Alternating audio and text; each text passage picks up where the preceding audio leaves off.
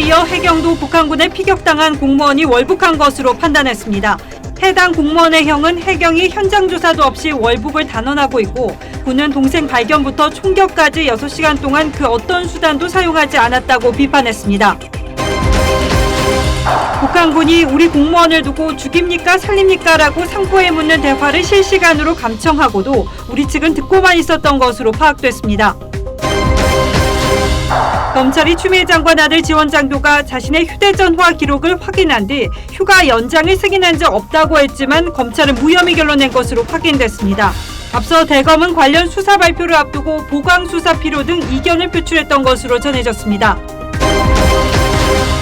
무료 독감 접종을 한 생후 8개월 남아에게서 다리 마비 증상이 나타났습니다.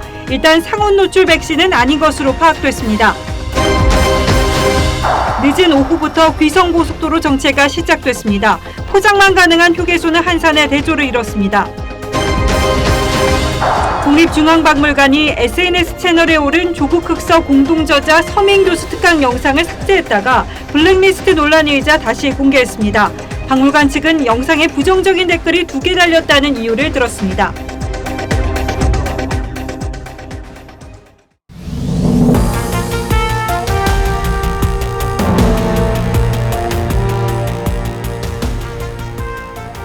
안녕하십니까. 뉴스9의 신동욱입니다. 연평도 앞바다에서 실종됐다가 북한군에 살해된 공무원 이모 씨 사건을 둘러싼 의혹이 갈수록 증폭되고 있습니다. 정부 여당은 이 씨가 월북을 시도하다가 일어난 일로 보는 반면 야당과 가족은 터무니없는 주장이라고 정면으로 반박하고 있습니다. 이런 가운데 해경이 조사 결과를 내놨는데 결론은 군의 첫 발표와 크게 달라진 게 없습니다. 이 씨가 자진 월북을 한 것으로 보인다는 겁니다. 해경이 왜 이렇게 판단했는지 강석 기자의 보도로 뉴스9 시작하겠습니다. 해경이 판단한 공무원 이모 씨의 월북 근거는 크게 2가지입니다. 먼저 군 당국 첩보 내용을 확인한 것으로 이모 씨가 구명조끼를 입고 1m 크기의 부유물에 의지한 점, 그리고 북측이 이모 씨의 이름과 나이 등 신상 정보를 파악하고 있다는 겁니다. 실종자가 구명조끼를 잊고 있었던 점을 감안 단순 실족이나 극단적 선택, 기도 가능성은 매우 낮은 것으로 판단하고 있습니다. 다음은 실종 지점인 연평도 인근 해류가 반시계 방향으로 돌고 있다는 분석 결과입니다. 해경은 이모 씨가 인위적인 노력 없이 33km 떨어진 북한 해역까지 표류하는 것은 한계가 있다고 설명했습니다.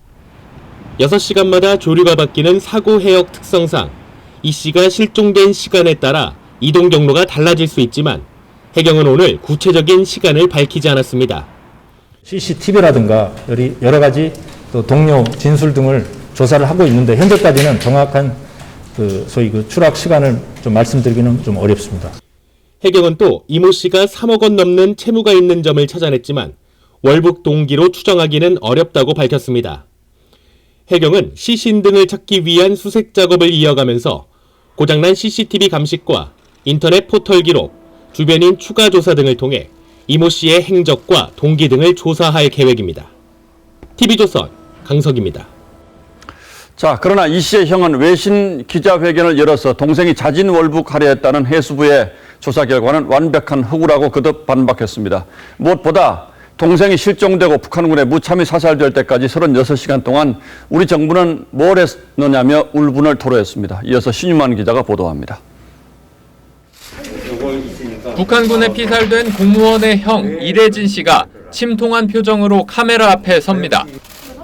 동생이 자진 월북했다는 해경 발표에 강한 불만을 드러냅니다. 일방적으로 월북으로 단언하고 단정하고 이 부분에 관련해서는 오늘 해경청장의 사과와 아니면 직접 대면 요청을 공식적으로 드립니다. 이 씨는 오늘 외신 기자들을 상대로 우리 정부와 군이 동생을 구할 충분한 시간이 있었다며 안타까운 심정을 토로했습니다. 골든타임이 2번이나 존재했습니다. 이것은 6시간과 30시간입니다. 그 2번이 존재할 때 가만히 있다가 북측의 NLL 불과 0.2마일 해상에서 체포되어 죽음을 당하는 이 억울함을 수색 현장에서 남북이 무선 교신하는 내용을 들었다며 북한과 비상 연락망이 없다는 정부 설명에 의문을 제기했습니다. 북한 비상 연락망이 없다는 그 시간에 그 현장에는 NLL을 가까이 왔다고 해서 무전 교신으로 경고 방송을 했고 우리 군은 곧 응사 대응 방송을 했습니다. 이 씨는 동생의 죽음과 관련한 진상규명을 위해 국제기구의 조사가 필요하다고 주장하면서 북측에 동생의 시신을 돌려달라고 요구했습니다. TV조선 신유만입니다. 이 씨가 피살될 당시의 정황도 아직은 의문투성입니다만 하나하나 사실이 드러나고 있습니다. 당시 우리 군은 북한군의 교신 내용을 감청하고 있었는데 이 대화 가운데 북한 해군 정장이 죽입니까 살립니까 라고 묻는 내용이 있다는 겁니다. 그렇다면 현장 지휘관의 단독 판단으로 사살한 것이라는 북한의 주장은 거짓임이 드러난 셈입니다. 야당은 군이 책임을 피하기 위해서 오락가락 설명을 하는 바람에 의혹이 오히려 더 커지고 있다고 비판했습니다. 윤동빈 기자가 보도합니다. 국회 국방위원장인 민주당 민홍철 의원은 북한군 상부에서 사격하라는 지시가 내려오고 북한 해군 정장이 그 지시를 한두 번 확인하는 과정이 있었다고 했습니다. 국방부는 또 북한 해군 정장이 상부의 뜻을 정확히 몰라 죽입니까? 살립니까? 라고 물었고 막판에 죽이라는 취지의 명령이 떨어졌다는 내용도 국회에 보고했습니다. 북한이 지난 25일 정장의 결심하에 10여 발의 총탄으로 불법 침입자를 향해 사격했다고 밝힌 것과는 큰 차이가 있습니다. 북한이 우리 대위급인 정장에게 책임을 떠넘기려 했지만 감청 내용에는 상부의 지시가 고스란히 담겨 있었던 겁니다. 어제 국방부 핵심 관계자가 북한이 처음에 이 씨를 구조하려는 줄 알았는데 막판에 상황이 바뀌었다고 한 설명에 대해서도 야당은 설득력이 떨어진다고 지적했습니다. 구조하려고 했다면 저체온증으로 기진맥진했던 이 씨를 6시간 동안 물속에 방치하지는 않았을 거라는 주장입니다. 그 사람을 살리려고 한 게 아니라 통제 범위 바깥에 나갔으니까 통제 범위 안에 두려고 묶은 거지. 야당은 군이 이 씨 구조에 나서지 않은 걸 변명하기 위해 이런 주장을 하는 것으로 보고 있습니다. TV조선 윤동빈입니다. 북한은 우리에게 보내온 사과 통지문에서 총을 쏘고 나서 다가가 보니 이 씨는 없었고 그래서 부유물만 태웠다고 주장한 바 있죠. 이를 근거로 이 씨의 시신이 아직 바닷속에 있을 가능성이 제기됐는데 국방부가 국회에 보고한 바에 따르면 이 역시 거짓일 가능성이 높습니다. 북한군이 이 씨의 시신에 기름을 붓고 불태운 것이 맞다라고 국방부가 국회에 보고했습니다. 이태희 기자가 취재했습니다. 북한은 지난 25일 청와대 앞으로 보낸 통지문에서 시신이 아닌 부유물만 소각했다고 주장했습니다. 그러나 국방부는 시신을 훼손한 것이 맞다는 판단을 국회에 구체적으로 보고했습니다. 민주당 한 관계자는 국방부의 국회 보고 당시 부유물 위에 사체가 있는 상태에서 기름을 부어 불태웠다고 했다고 밝혔습니다. 시신 훼손에 대한 부분은 여전히 변화가 없습니다. 그다음에 국방부의 발표에 민주당도 당연히 지지하고 있는. 우리 한미 정보의 신뢰도는 대단히 높습니다. 그것을 한미 정보와 북한의 주장을 비교한다는 건 말이 안 되죠. 서욱 국방장관은 북한이 시신을 바다에 유기했다고 했지만 그거는 그 해역에서 있을 걸로 보여지는데 버려진 걸로 보여집니다. 국민의힘 하태경 의원은 북한이 확보하고 있을 가능성도 있다고 했습니다. 40분 정도 탔으면은 어쨌든 형체는 어느 정도 형체는 남아있기 때문에 활용 가치를 고민했을 거예요. 북한은 우리 측의 거듭되는 공동조사 요구에 여전히 답을 하지 않고 있습니다. 결국 참혹한 비극의 진상도 명확하게 규명되기 어려울 거란 걱정이 커지고 있습니다. TV조선 이태희입니다. 자, 그런데 전반적인 분위기를 보면요. 여권은 추석 연휴를 앞두고 서둘러서 이번 사건을 마무리 지으려고 하는 분위기입니다. 어제 문재인 대통령이 사과한 데 이어서 오늘은 월북 가능성이 높다는 해경의 발표가 나오는 것도 이런 일련의 움직임으로 봐야 할 것 같습니다. 한 여당 최고위원은 자진 월북으로 보이는 만큼 논란의 종지부를 찍어야 한다라고 이런 분위기에 가세했는데 그러면서 월북을 감행하면 민간인을 사살하기도 한다고 해서 또 다른 논란으로 번지고 있습니다. 최원희 기자가 보도합니다. 민주당은 야당이 이번 사건을 정쟁화하고 있다며 논란을 끝내야 한다고 주장했습니다. 세월호 참사까지 끄집어내 대통령에게 무능의 프레임을 씌우고 있습니다. 특히 대통령과 정부의 대응이 부실했다는 지적엔 적극 대응했습니다. 서른 의원은 대통령을 새벽 3시에 깨워 보고할 내용이냐며 북한으로 넘어간 상태에서 구출 안 했다고 타박하면 억지라고 했습니다. 자진 월북했을 거란 해경의 중간 발표 뒤엔 발언 강도가 더 세졌습니다. 신동근 최고위원은 숨진 공무원을 자진 월북자로 지칭하며 박근혜 정부의 사례를 들어 월북은 반국가 중대범죄로 감행하면 사살하기도 한다고 했습니다. 민주당은 추석 연휴를 계기로 이번 사건을 마무리 짓겠다는 구상이지만 야당은 국정조사를 통해 진상을 규명해야 한다고 맞서고 있습니다. 국민의힘은 자진 월북을 부인한 북한과 정부 둘 중 하나는 거짓말을 하고 있다고 비판했습니다. 다들 감격한 듯이 북한을 오히려 옹호하는 듯한 그런 태도를 도저히 납득하기 어렵고. 국민의힘 의원들은 명절 연휴 기간에도 각 지역구에서 정부 대응을 비판하는 1인 시위를 이어갈 계획입니다. TV조선 최원입니다. 앞서 보신 것처럼 정부 여당은 이번 사건을 월북 시도로 규정함으로써 일정 부분은 책임을 면해보려는 의도를 보이고 있고 야당과 가족은 터무니없는 주장이라고 반박하고 있죠. 지금부터 이 관련한 논란과 의문점들을 하나하나 따져보도록 하겠습니다. 자, 윤설기 기자. 네. 첫날 군 발표가 있었고 오늘 해경의 조사 결과가 나왔죠. 결론은 큰 차이가 없더군요. 네, 해경도 처음에는 월북을 비롯해 단순 실족 사고, 극단적인 선택 기도 이런 가능성들을 열어뒀다고 했습니다. 예. 하지만 수사 결과 숨진 공무원이 구명조끼를 입었다는 점에서 단순 실족이나 극단적 선택 가능성은 매우 낮다고 판단한다고 했죠.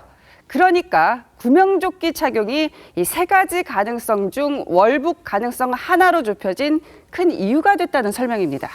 자, 구명조끼가 그렇게 중요한 단서가 됐다면 이게 어디서 났고 또 언제 착용했는지 이것도 중요할 텐데요. 네, 그런데 해경은 구명조끼의 종류와 배 안에 비치된 건지 여부에 대해 확인이 안 된다고 했습니다. 착용 시점 또한 의문입니다. 해경은 공무원이 지도선을 이탈할 때 구명조끼를 입고 있었는지 확인이 안 된다고 했습니다. 해경 말대로라면 공무원이 바다에 빠진 뒤에야 구명조끼를 입는 이례적인 경우도 배제할 수는 없다는 그런 얘기가 되죠. 결론적으로 보면 그 과정에 대해서는 아무것도 확인된 것이 없는데 자, 결과는 월북 시도라고 하는 아주 중요한 판단 근거로 삼은 것도 사실은 앞뒤가 좀 맞지는 않는 것 같은데 자, 어쨌든 당시 조류도 또 월북 시도의 중요한 근거로 판단을 했죠. 그렇습니다. 단순 표류라면 실종 장소에서 남서쪽으로 떠내려가야 하는데 발견 장소가 동떨어져 있어 이 해당 공무원의 인위적인 노력이 추정된다는 게 해경 주장이죠. 하지만 이를 토대로 월북이 목적이었다고 과연 볼 수 있는 건지 반대로 헤엄을 치다가 우발적으로 NLL을 넘었을 가능성도 배제할 수 없다는 반론도 있습니다.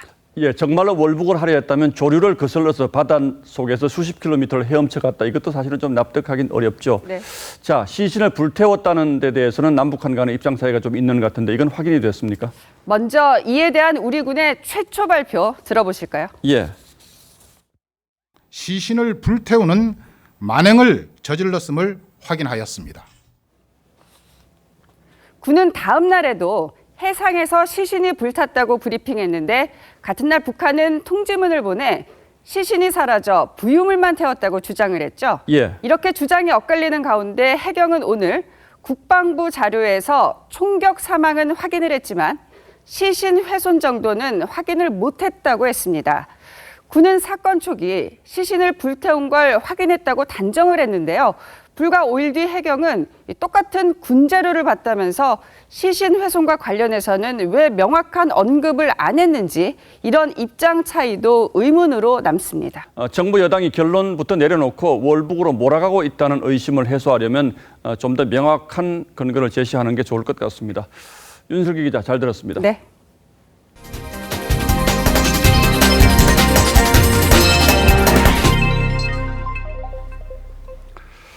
다음 뉴스입니다. 추미애 장관 아들 휴가 미복귀 의혹에 대해서 검찰이 수사 결과를 발표했는데 이게 오히려 논란에 기름을 끼얹었습니다. 검찰이 무혐의로 판단한 논리 구조가 너무나 허술하다는 비판이 쏟아졌고 추미애 장관이 거짓말을 한 사실도 낱낱이 확인이 됐기 때문이죠. 무엇보다 검찰은 이번 사건의 핵심 증인인 지원장교 김모 대위의 휴대전화를 복원해서 휴가 승인 과정에 문제가 있다는 사실을 확인하고도 증거에서 배제했습니다. 검찰이 관련자들을 무혐의 처분한 가장 중요한 근거가 휴가에 대해서 구두 승인이 있었다는 건데 그 전제가 무너지는 핵심적인 문자 메시지가 김 대위의 휴대폰에서 나왔다는 겁니다. 좀 복잡합니다. 최민식 기자의 설명 자세히 들어보시기 바랍니다. 서울시 부대 지원장교였던 김모 대위의 옛 휴대전화에서 복원된 문자 메시지입니다. 서 씨의 휴가 미복귀 의혹 당일인 2017년 6월 25일 추미애 장관의 보좌관이었던 최모 씨가 김 대위에게 서 씨의 이름과 전화번호를 전달했습니다. 김 대위는 지난 24일 검찰 조사에서 당시 휴가 연장이 안 됐느냐고 최 보좌관이 전화를 걸어왔다며 서 씨가 불안해하니 전화를 해달라고 한 뒤 이 문자를 보냈다는 진술을 한 것으로 알려졌습니다. 2017년 6월 21일 휴가 연장을 구두로 승인받았다는 검찰의 수사 결론과 배치된다고 볼 수 있습니다. 김 대위는 복원된 문자를 보니 기억에 착오가 있었다. 휴가 연장을 승인받아준 적이 없다는 취지의 진술서도 검찰에 다시 제출했습니다. 하지만 검찰은 받아들이지 않았습니다. 동부지검 관계자는 김 대위가 진술을 여러 차례 바꿨고 증거인멸 정황도 확인했다며 신빙성이 떨어진다고 했습니다. 검찰은 추가 조사 없이 나흘 뒤 서 씨와 최 보좌관, 추 장관을 무혐의 처리했습니다. TV조선 최민식입니다. 자, 어제 검찰이 발표한 수사 결과는 법률적 지식이 없는 사람이 보기에도 너무나 허술한 대목이 많습니다. 그래서 결론을 내려놓고 꿰맞추기 수사를 한 것 아니냐는 비판이 나오고 있는데 검찰 내부에서도 이런 수사 결과를 발표할 수 없다는 반론이 적지 않았다고 합니다. 수사를 담당한 동부지검과 대검찰청 사이에서도 의견 충돌이 있었던 것으로 알려졌습니다. 수족이 다 잘려나간 윤석열 총장의 한계가 이번 수사 결과로 분명히 드러났다는 지적도 있습니다. 한송훈 기자가 취재했습니다. 추미애 장관 아들 의혹을 수사한 동부지검 수사팀은 지난 주말 무혐의라는 마지막 수사 결과를 대검에 보고했습니다. 대검은 추 장관이 보좌관에게 휴가 담당 장교의 전화번호를 보낸 메시지를 두고 수사팀에 보강 수사를 지시했습니다. 수사팀에선 보강 수사할 게 없다며 수사 결과에 책임을 지겠다고 맞섰습니다. 대검은 결국 무혐의를 고수했던 수사팀의 의지를 따랐습니다. 조남관 대검차장에게 수사 지휘를 일임했던 윤석열 총장은 추후에 수사 결과를 보고받은 것으로 전해졌습니다. 법조계에선 현재 대검 내부의 인사구조상 윤 총장으로서는 어쩔 수 없었을 것이라는 관측이 많습니다. 현재 윤 총장은 대검 형사부장, 대검 차장검사를 통해 수사 결과를 보고받는데 둘 모두 추 장관 라인으로 분류되는 인물입니다. 검찰 출신 변호사는 대검에 측근 한 명 없는 힘 빠진 총장의 한계라고 말했습니다. 한 법조계 관계자도 대검 간부와 지검 수사팀이 총장의 말을 듣지 않는다면 윤 총장이 수사 지휘를 하기는 쉽지 않을 것이라고 분석했습니다. 동부지검은 추석 연휴가 끝난 뒤 남아있는 통역병 청탁 의혹 등을 수사할 방침입니다. TV조선 한송원입니다. 결과적으로 검찰 수사가 추미애 장관 측에 면죄부를 주긴 했습니다만 추 장관 측이 그동안 거짓말을 한 사실은 분명해졌습니다. 대표적으로 추 장관의 아들은 부대로 복귀하라는 당직 사병 현모 씨의 전화를 받은 적이 없다고 주장했는데 이 역시 거짓임이 드러났습니다. 또 현 씨의 제보를 철부지의 불장난, 이웃집 아저씨의 추측일 뿐이라고 깎아내렸습니다만 결국 모두 사실로 드러난 셈이 됐습니다. 현 씨는 이에 대해 분명히 사과하라고 요구했습니다. 이재중 기자의 보도입니다. 당직 사병 현모 씨는 지난 2월 추 장관 아들의 휴가 미복귀 의혹을 증언했습니다. 2017년 6월 25일 서 씨가 복귀하지 않아 전화를 걸었다는 것이었습니다. 부대 복귀한 기억이 없기 때문에 이제 비상연락망 통해서 형 개인 휴대전화 통해서 전화를 드렸어요. 서 씨 측은 그러나 현 씨와 통화한 적이 없고 서로 알지도 못하는 사이라며 현 씨가 말하는 상황은 모두 허위 사실이라고 주장했습니다. 여권 인사들도 현 씨가 거짓말을 하고 있다고 몰아세웠습니다. 추미애 장관도 이웃집 아저씨의 추측이라고 깎아내렸습니다. 다른 중대 소속으로 군인들은 같은 중대 소속이 아니면 이웃집 아저씨라고 속칭한다고 합니다. 그 이웃집 아저씨의 오인과 추측을 기반으로 해서 검찰 수사 결과는 현 씨의 손을 들어줬습니다. 검찰은 당시 서 씨는 부대 복귀 연락을 받았다며 현 씨의 주장이 맞다고 확인했습니다. 서 씨 측은 검찰 조사에서 현 씨와 통화한 적이 있다며 말을 바꾼 것으로 확인됐습니다. 현 씨 측은 추 장관과 여권 인사들에게 사과를 요구했습니다. 현 씨를 대리하는 김영수 국방권익연구소장은 거짓말을 인정하고 사과하면 된다며 사과하지 않으면 명예훼손 고소 등 책임을 묻겠다고 했습니다. 공범 세력도 철저히 규명해야 한다던 황희 더불어민주당 의원은 과한 표현으로 마음에 상처가 된 부분에 대해 사과의 말씀을 전한다고 했습니다. TV조선 이재중입니다. 국민의힘은 검찰이 수사를 하지 않고 범죄를 숨겨주기 위해서 공모한 것에 가깝다며 고검에 항고하겠다고 밝혔습니다. 추 장관이 거짓말을 한 사실이 드러나면서 정치적 책임을 물어야 한다는 주장도 만만치 않은데 이에 대한 이낙연 민주당 대표의 답변이 또 의외였습니다. 보도에 김수홍 기자입니다. 보좌관에게 지원장교 연락처를 건넨 사실이 검찰 수사에서 드러나면서 추미애 장관이 국회에서 거짓말을 한 사실이 드러났지만 민주당 이낙연 대표는 관련 질문에 그랬던가요? 라고 반문했습니다. 마치 몰랐다는 듯이 반응한 건데 이미 당에서 입장을 냈다고도 했습니다. 여당에선 부당한 압력이 아니었다며 오히려 야당에 사과를 요구했습니다. 야당이 추미애 장관 흔들기로 남긴 것은 고성과 가짜 뉴스뿐입니다. 국민의힘은 세 차례 휴가 기록이 제각각인 이유나 3차 휴가 복귀일이 언제인지 여전히 미궁인데 검찰이 추 장관과 국방부 등의 해명을 그대로 받아들여 면죄부를 줬다고 비판했습니다. 납득할 수 없는 부실투성이로 이것은 수사가 아니라 은폐 공모 방조에 가깝다 그렇게 보고 국민의힘은 불기소 이유서를 검토한 뒤 항고를 추진하는 한편 특별검사도 다시 요구하기로 했습니다. 이게 봐주기 수사를 하는 것이 검찰개혁의 목표였냐를 난 묻지 않을 수가 없습니다. 특검 같은 것을 다시 한번 시도할 수밖에 없는. 한 시민단체는 거짓말로 국회의원들의 공무를 방해했다며 오늘 대검에 추 장관을 추가로 고발했습니다. TV조선 김수홍입니다. 검찰이 혐의를 인정하지는 않았지만 추미애 장관이 국회에서 거짓말을 했다는 사실은 분명해졌습니다. 공직자가 국민의 대표 앞에서 거짓말을 그것도 반복적으로 여러 차례 했는데 사실 이건 처벌할 길은 없습니다. 공직자의 거짓말이 보통 사람과는 차원이 다르다는 사실은 모두 다 알고 있습니다만 그래서 오늘의 포커스는 공직자의 거짓말에 맞춰보겠습니다. 아들 군대 휴가 미복귀 의혹 관련 질문에 추미애 장관의 반응은 소설을 쓰시네. 보좌관에게 지시한 적 없다 말하고 보좌관에게 그런 사실을 시킨 바가 없습니다. 그리고 그럴 이유조차 없습니다. 보좌관이 전화하지도 않았다고 말했습니다. 보좌관이 뭐하러 그런 사적인 일에 지시를 받고 하겠습니까? 하지만 검찰 수사 결과 추 장관은 아들의 인사 관련 업무를 처리하는 지원장교의 번호를 보좌관에게 전달했고 아들과 통화해보라고 지시했습니다. 군의 휴가를 연장해달라고 요청한 상태라는 보좌관의 보고도 받았습니다. 진중권 전 교수는 장관이 국민 앞에서 거짓말을 해도 해임되지 않는다고 비판했습니다. 실제 추 장관의 거짓말을 위증죄로 처벌하긴 사실상 어렵습니다. 증인 선서를 하지 않았다는 이유에서입니다. 얼마 전 대법원은 이재명 경기지사의 TV 토론회 발언에 대해 사실과 다른 발언으로 논란이 빚어지더라도 선거운동이라는 이유로 처벌할 수 없다는 판결을 내리기도 했습니다. 공직자의 거짓말에 검찰과 법원이 앞장서 면죄부를 주는 셈입니다.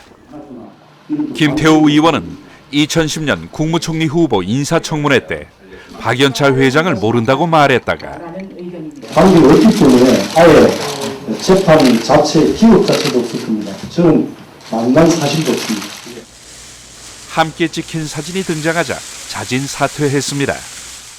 닉슨 대통령을 사임시킨 워터게이트 사건의 핵심 쟁점은 도청 장치 설치가 아니라 거짓말이었습니다.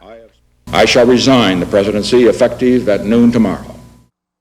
클린턴 대통령이 탄핵 위기로 몰린 이유도 섹스 스캔들 자체가 아니라 거짓말이었습니다.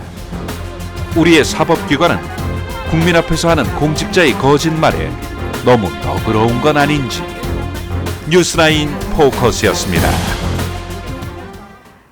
추석 연휴 전날인 오늘 예년보다 줄어들긴 했지만 늦은 오후부터 귀성 행렬이 본격 시작됐습니다. 특히 오늘부터는 고속도로 휴게소에서 포장 주문만 가능해서 예년 상황과는 무척 달랐는데요. 휴게소에 나가 있는 취재기자 연결해 보겠습니다.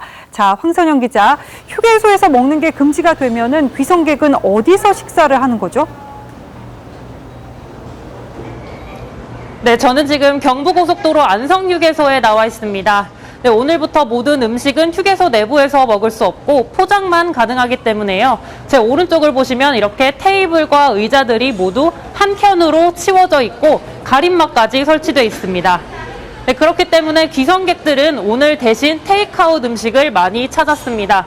네, 제 뒤쪽을 보시면 간단한 음식이라도 받기 위해 줄을 서 있는 귀성객들의 모습 쉽게 보실 수 있습니다. 또 손님들은 테이크아웃한 음식들을 가지고 이렇게 비말 차단 외벽이 설치되어 있는 외부 테이블에서만 음식을 드실 수 있습니다.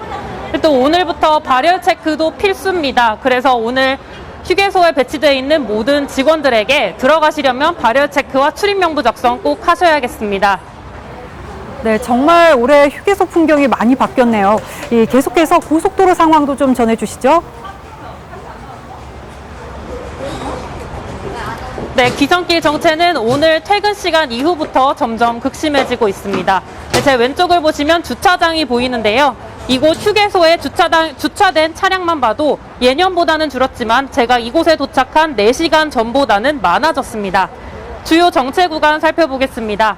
경부선 부산 방향 천안휴게소에서 남이분기점 27km 구간과 중부고속도로 증평에서 남이분기점 22km 부근이 정체가 가장 심해 답답한 흐름을 보이고 있습니다. 지금 서울을 출발하면 강릉까지 2시간 50분, 대전까지 3시간 20분, 부산까지 6시간, 목포까지 5시간 40분가량 걸릴 것으로 예상됩니다. 저녁 8시를 기준으로 오늘 수도권을 빠져나간 차량은 40만 대로 집계됐습니다. 국토부는 이번 연휴 기간 동안 하루 평균 460만 명이 이동할 것으로 내다봤습니다. 귀성길 정체는 내일 저녁 8시까지 계속될 것으로 전망됩니다. 작년까지는 추석 연휴 기간에는 고속도로 통행료를 내지 않았지만 올해는 내야 합니다. 지금까지 안성휴게소에서 TV조선 황선영입니다. 네, 보신 것처럼 고속도로는 정체가 시작됐는데 이 고속버스 터미널과 공항 등은 한산한 모습입니다. 장윤정 기자가 지난해와는 다른 귀성길 모습 담아왔습니다. 서울 고속버스 터미널 경부선 매표소. 코로나19 여파로 거리두기가 시행되면서 버스 공급 좌석을 절반 가까이 줄였지만 매진된 버스 노선을 찾아보긴 어렵습니다. 버스를 기다리는 승객들로 붐볐던 대합실도 오늘은 빈자리가 눈에 띕니다. 양손 가득 선물 세트를 든 가족 단위 승객도 올 추석엔 찾아보기 어렵습니다. 버스를 타는 승객들 옆에는 검표 직원 대신 코로나19 방역수칙 안내문을 든 직원이 서 있습니다. 오늘 오후 5시를 기준으로 서울에서 부산으로 출발하는 버스 예매율은 68.9%, 광주 73.5%, 강릉 55.7%에 머물렀고 전체 노선 예매율도 68%에 그쳤습니다. 결혼을 앞두는 등 불가피한 사연의 귀성객들만 고향을 찾은 탓입니다. 제가 11월에 결혼을 하거든요. 그래서 이제 부모님께 청첩장 나온 거 이제 드리려고 가고 있습니다. 코로나 때문에 걱정이신 것 같기도 하는데 그래도 가족들을 보고 싶어 하지 않나. 공항도 비교적 한산했습니다. 제주와 부산 행비행기는 현장 예매가 가능할 정도로 남아 있었고 여행 카트에는 추석 선물 세트 대신 골프 가방이 놓여 있기도 했습니다. 코로나19가 추석 귀성길 풍경을 바꿔놨습니다. TV조선 장윤정입니다. 네, 고속버스 터미널은 한산한데 유명 관광지에는 벌써 이른바 축캉스를 즐기려는 관광객이 몰려든 모습입니다. 추석 연휴 이후가 걱정되는 상황이 곳곳에서 벌어지고 있었습니다. 이승훈 기자가 돌아봤습니다. 해발 1708m, 설악산 정상입니다. 능선 곳곳이 알록달록 단풍으로 물들었습니다. 첫 단풍 소식에 설악산은 관광객들로 북적거립니다.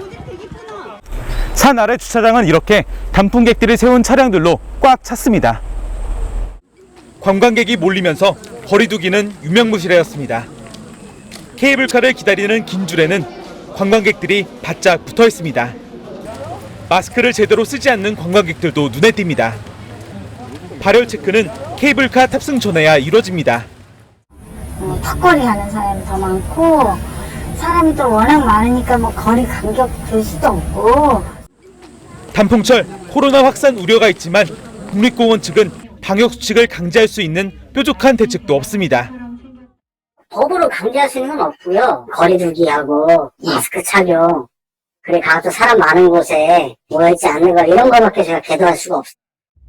동해안 관광지도 비상입니다. 리조트 등은 이미 꽉 찬 데다 연휴 기간 하루 35만 대의 차량이 동해안으로 몰려올 것으로 예상되기 때문입니다. 많이 찾을 거를 대비해서 저희가 좀 방역 중점 점검을 하고 있고 지금 142개 관광지에 455명 요원을 지금 인력 배치. 동해안 일대 지자체들은 단풍철과 추석 연휴에 몰려드는 인파로 코로나가 확산될까 마음을 졸이고 있습니다. TV조선 이승훈입니다. 법원이 개천절 대면 집회는 물론이고 일부 보수단체가 예고한 차량 집회도 불법으로 판단했습니다. 5가지 반대 이유를 들었는데요. 주원진 기자가 보도합니다. 보수단체인 새로운 한국을 위한 국민운동본부는 개천절에 차량 200대가량 모이는 드라이브스루 집회를 예고했습니다. 코로나 감염 우려가 없는 방식으로 집회를 하겠다는 계획이었습니다. 하지만 경찰은 집회 금지를 통고했고 국민운동본부 측은 소송을 냈습니다. 정의당은 차량 집회까지 제한하는 것은 기본권 제한 가능성이 높다고 했고 참여연대도 민주주의 기본원칙 훼손이라는 우려 목소리도 냈지만 법원은 드라이브스루 집회를 5가지 이유를 들어 불허했습니다. 재판부는 지난 26일에 이미 정부 비판 드라이브스루 집회를 한 번 개최했고 인터넷 청원 같은 다른 의사표현 방법이 있고 코로나 상황이 좋아지면 추후 집회가 가능하며 차량 행진도 대규모 집결은 감염병 확산 통로가 될 수 있고 정부가 이념에 따라 집회를 막은 것으로 보기는 어렵다고 판단했습니다. 국민운동본부 측은 표현의 자유를 지키기 위해 1인 드라이브스루 집회라도 진행하겠다고 밝혔습니다.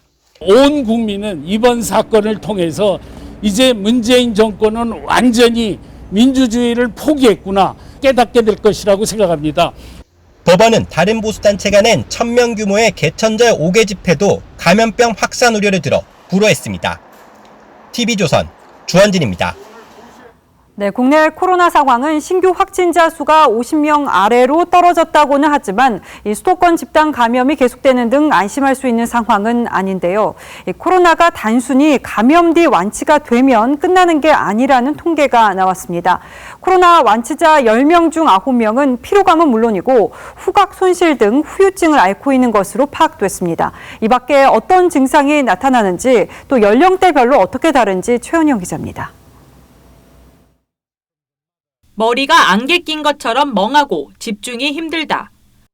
부산대 박형 교수는 코로나19 후유증에 관한 글을 계속해 SNS에 올리고 있습니다. 실제 이런 증세는 국내 코로나19 완치자들 상당수가 겪고 있는 것으로 확인됐습니다.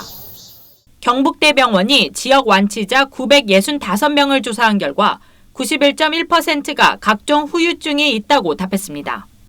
가장 비중이 높은 것은 피로감이 26.2%가 나왔고 집중력 저하가 약 한 24.6% 정도 나왔습니다. 불안과 수면장애까지 정신적, 심리적 후유증이 대부분을 차지했지만 호흡곤란자도 5.7%에 달했습니다. 후각과 미각이 손실된 환자 중 일부는 완치 6개월 뒤에도 같은 증상을 호소했습니다. 6개월, 7개월째 설문을 했는데도 불구하고 나는 그거에 대해서 불편하다라는 게 있다는 말은 이게 가벼운 병이 아니구나. 후유증은 연령이 높고 중증일수록 더 많이 나타났습니다. 방역당국은 국립중앙의료원이 환자 30명에 대해 펫CT를 분석하는 등 전국 16개 의료기관이 중장기 합병증을 조사하고 있다고 밝혔습니다. TV조선 최아량입니다. 독감 백신 소식입니다. 상온 노출 백신 접종자가 계속해서 늘고 있어서 이 부작용 환자가 또 나오는 건 아닌지 노심초사인데요. 문제가 된 백신이 아닌 일반 무료 백신을 맞은 생후 8개월 남아에게서 다리 마비 증상이 나타났습니다. 상당수 의료기관이 백신을 적정 온도에서 보관하지 않고 있다는 지적입니다. 정은혜 기자가 보도합니다. 8개월 된 남자 아기는 지난 19일 전주의 한 병원에서 무료 독감 백신을 맞은 뒤 발열과 다리 마비 증상을 보였습니다. 인공접종을 맞고 아이가 기어다니는 것이 부자연스러웠다. 하반신 쪽이 문제가 약간 있어 보여서 병원을 가신 걸로. 의료진은 예방접종 뒤 드물게 나타나는 신경계 질환인 길랭발의 증후군을 의심하고 있습니다. 일주일 넘게 입원 치료를 받고 있는 아기는 증세가 호전된 것으로 알려졌습니다. 아기가 맞은 백신은 상온 노출 사고와는 무관합니다. 하지만 의료기관의 백신 관리도 부실한 것으로 나타났습니다. 질병관리청이 서울대 연구팀에 의뢰해 조사한 결과 백신을 적정 온도에서 보관하는 의료기관이 10곳 가운데 3곳에 불과했습니다. 심지어 민간병원 40% 이상이 의료용이 아닌 가정용 냉장고를 쓰고 있었습니다. 생백신 같은 경우는 온도가 일정하게 유지가 안 되면 속칭 물 백신이 될 수 있고요. 전에도 그랬을 가능성이 있겠지만. 상온 노출 사고로 접종이 중단된 백신을 맞은 사람은 873명으로 집계됐습니다. 하루 만에 2배 넘게 늘어나면서 우려도 커지고 있습니다. TV조선 정은혜입니다.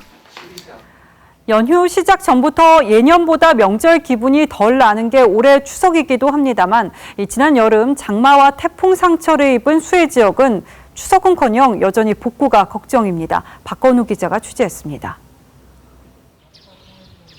지난 8월 500채 넘는 집이 물에 잠겼던 전북 남원의 한 마을입니다. 마을 곳곳에는 수해의 상처가 여전합니다. 무너진 담벼락은 아직 세우지 못했고 물에 잠겼던 집안은 엉망입니다.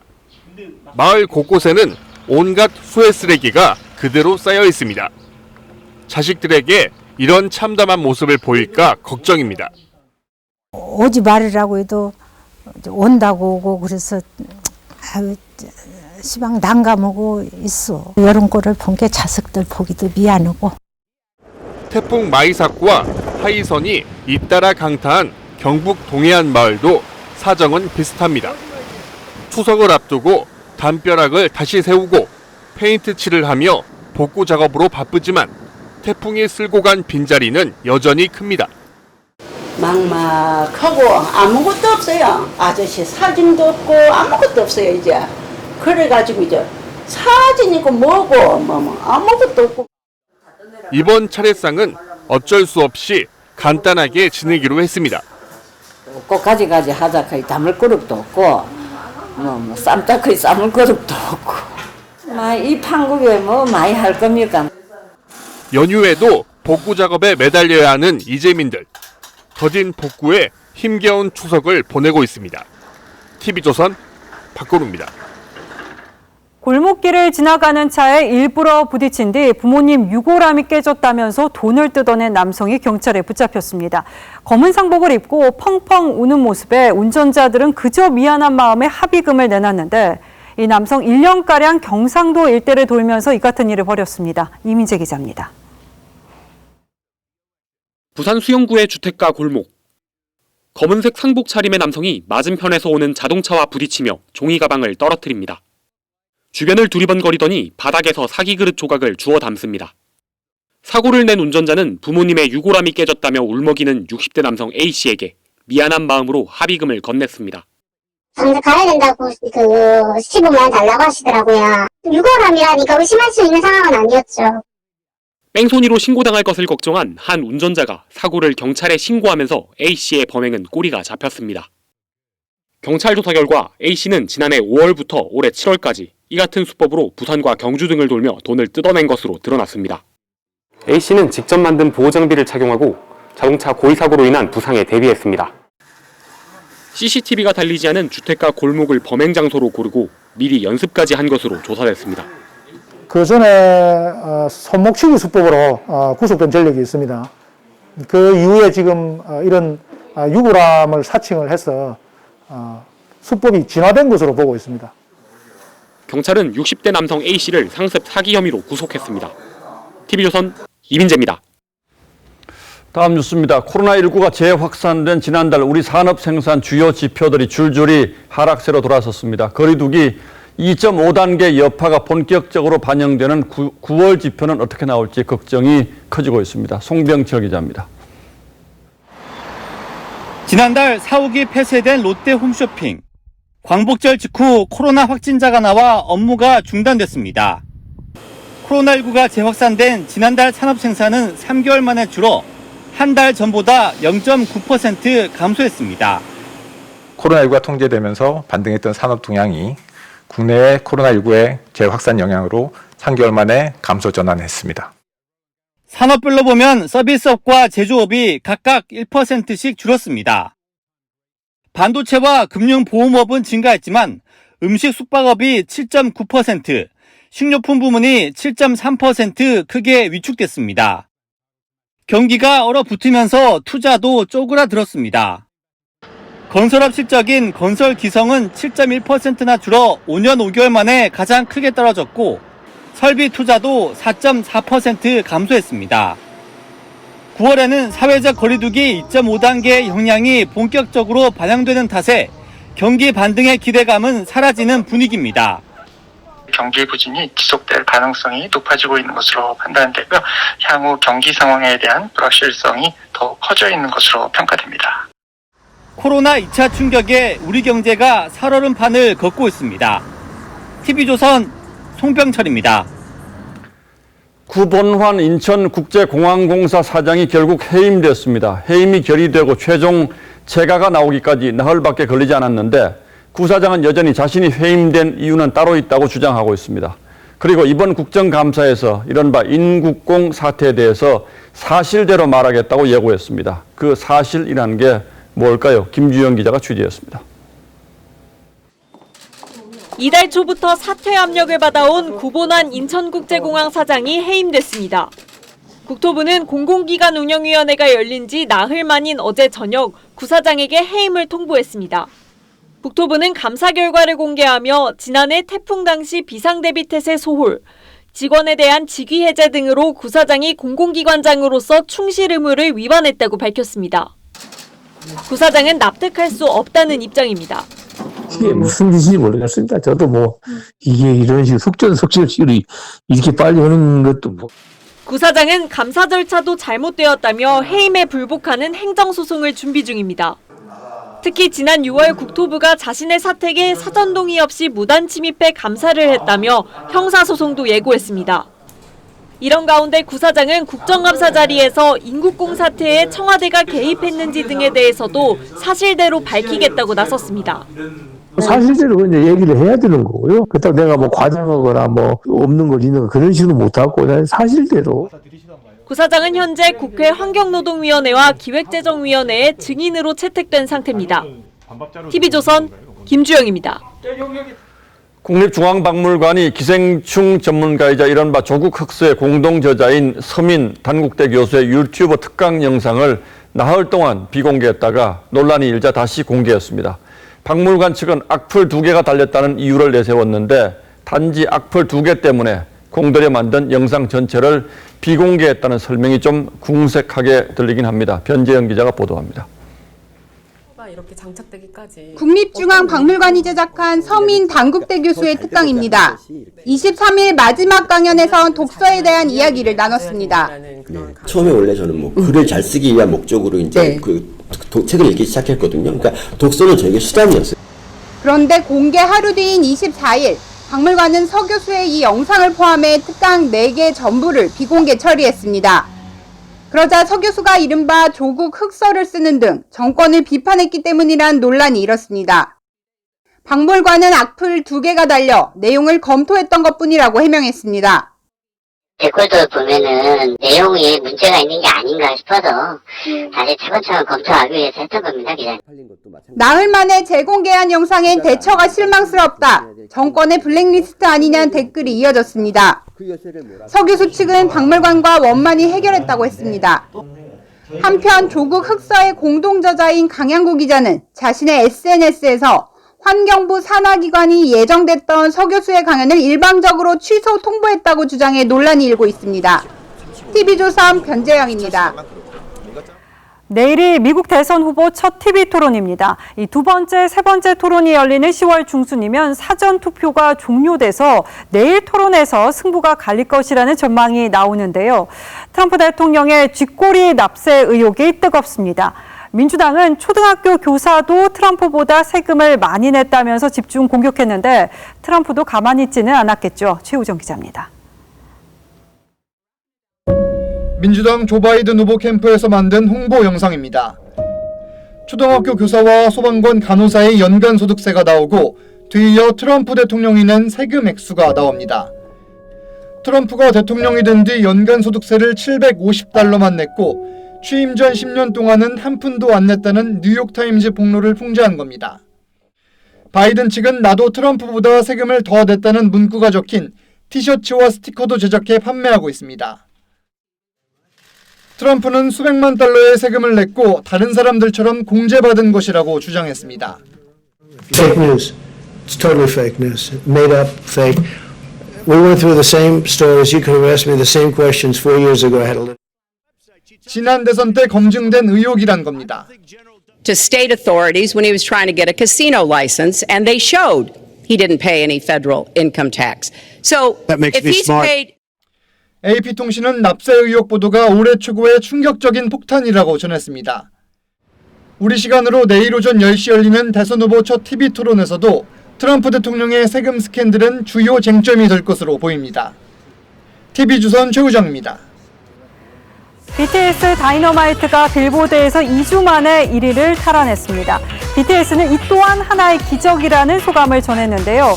미국의 한 방송사는 이번 주를 BTS 위크로 정하고 특집 프로그램을 구성할 정도입니다. 백은영 기자입니다. 빌보드 메인 차트에서 2위로 내려앉았던 BTS의 다이너마이트가 1위에 다시 올라섰습니다. 듀오나 그룹의 노래가 3주간 1위를 차지한 건 마룬5 이후 2년 만입니다. 빌보드는 다이너마이트가 전 세계적으로 가장 많은 인기를 얻었고 가장 많이 팔렸다고 평가했습니다. CNN은 BTS의 소속사인 빅히트 엔터테인먼트의 기업 공개로 7명의 멤버는 백만장자가 됐다고도 보도했습니다. 빅히트는 멤버 7명에게 1인당 92억 원 상당의 보통주를 균등 증여한 바 있습니다. 한복을 입은 BTS가 경복궁 근정전 앞에서 화려한 퍼포먼스를 펼치는 모습이 미국 전역에 방송됐습니다. BTS는 오늘부터 닷새간 MBC 지미 펠런 쇼에 출연합니다. MBC는 이 기간을 BTS 위크라고 정하고 대대적인 홍보에 나섰습니다. 지미 펠런 쇼가 가수 한 팀을 내세워 특집 편성한 건 매우 이례적입니다. 일반인들까지 인지도가 확장된 팝스타가 된 듯한 느낌이거든요. 미국의 공중파 네트워크에서도 매우 이례적인 특집을 구성하게 된 것 같고 BTS 질주는 여기서 그치지 않습니다. 내달 14일에 열리는 빌보드 뮤직 어워드 2년 연속 수상의 가능성도 높게 예상되고 있습니다. TV조선 백은영입니다.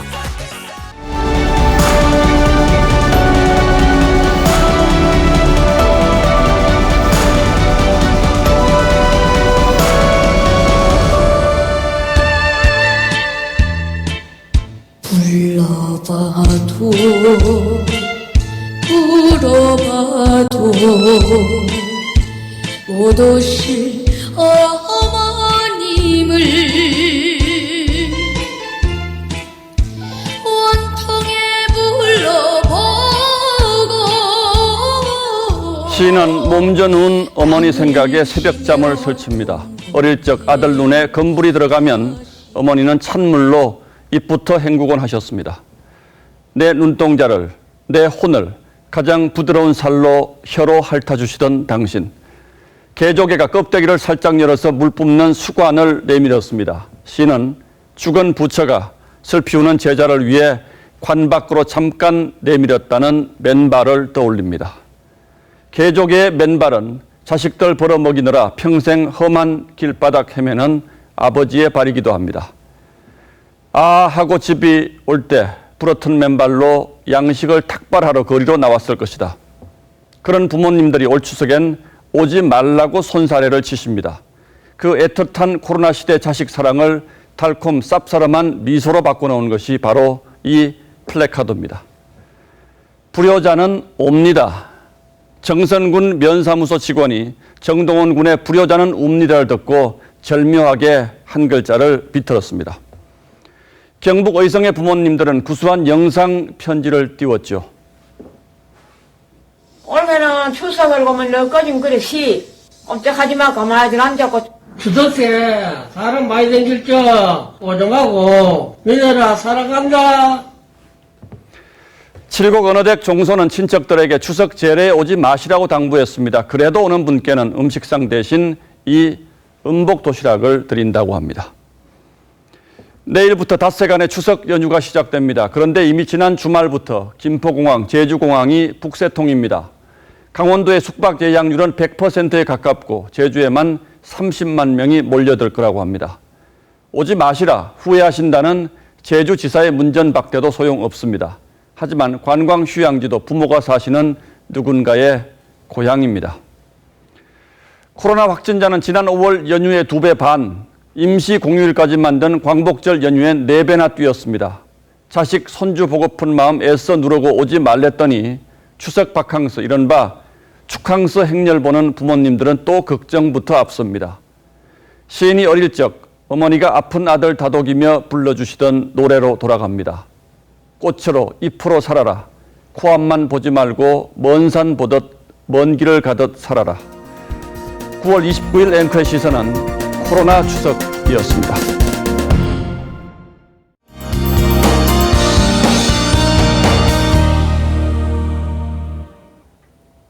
연휴 동안 대체로 무난한 날씨가 예상되는 가운데 지역별로는 비가 내리는 곳이 있겠습니다. 수도권 지역은 내일과 금요일 비 소식이 들어있는데요.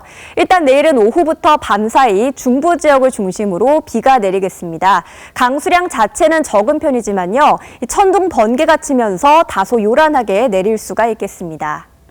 아침에는 서쪽 지역을 중심으로 안개가 짙어지기 때문에 이동하시는 분들은 운전 조심하셔야겠습니다. 기온은 서울이 24도, 청주 25도, 대구도 25도 등으로 오늘과 비슷하겠습니다. 추석 당일에는 구름 사이로 보름달을 보실 수가 있겠는데요. 다만 중부 지역은 자정 이후부터 흐려지면서 달이 점차 가려지겠습니다. 날씨였습니다. 9월 29일 화요일 뉴스9은 여기서 모두 마치겠습니다. 시청해주신 여러분 고맙습니다.